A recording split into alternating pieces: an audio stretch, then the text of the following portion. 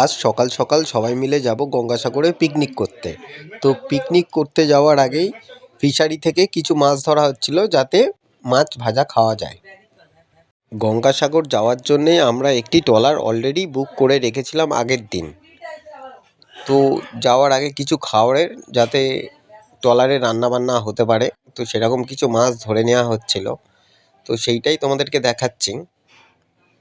মাছটি এখন অনেক ছোট আছে, তাই আমরা বেশি মাছ এখান থেকে নেব না। আর মাছটির নাম হলো মনোহরা মাছ। তো তোমরা কে কে মনোহরা মাছ খেয়েছো বা তোমাদের কেমন লাগে সেটা তোমরা জানিও।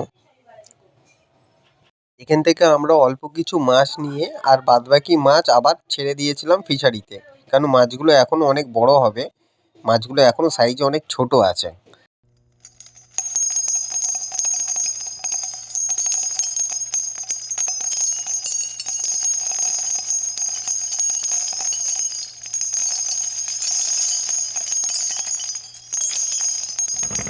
আমাদের ট্রলার অলরেডি ছাড়া হয়ে গেছে আর আমরা বেরিয়ে পড়েছি গঙ্গাসাগর যাওয়ার উদ্দেশ্যে। তো ট্রলারেতেই আমাদের টিফিনের ব্যবস্থা করা হয়েছিল এবং দুপুরে লাঞ্চেরও ব্যবস্থা ট্রলারেই করা হবে, কেন আমাদের গঙ্গাসাগর পৌঁছাতে পৌঁছাতে 3 থেকে 3.5 ঘন্টা সময় লাগবে। আর এখন নদীতে বেশ ভালো জোয়ার আছে আর দারুণ হাওয়াও চলছিল।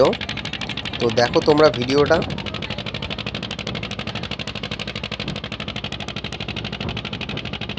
এইদিকে সবাই দুপুরবেলা রান্না করার জন্য ব্যস্ত হয়ে রয়েছে। মাছ চিংড়ি এখানে ছাড়ানো হচ্ছিল, আর ছাড়াতে ছাড়াতে আমাদের ওই একটু ইয়ার্কি শুরু হয়েছিল।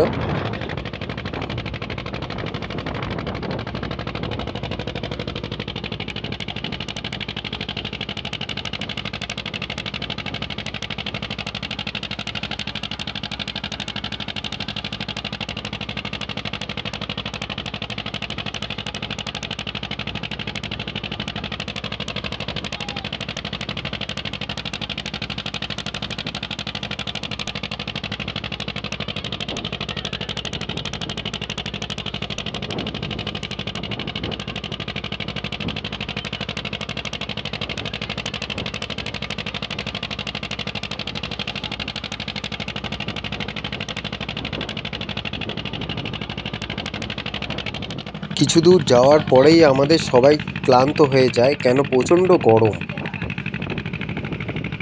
তো সবাই একটু টিফিন করে একটু রেস্ট নেওয়ার জন্যে শুয়ে পড়ে হয়েছিল।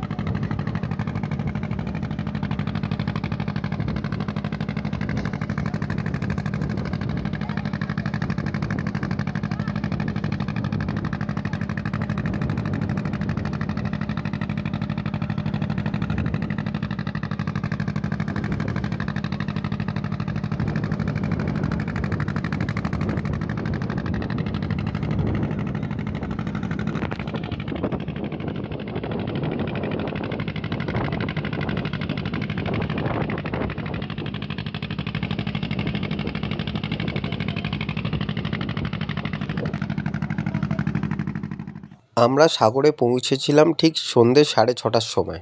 তো সন্ধে হয়ে গেছিলো, অন্ধকার হয়ে গেছে। তো ভালোভাবে আমি আর ভিডিও করতে পারিনি।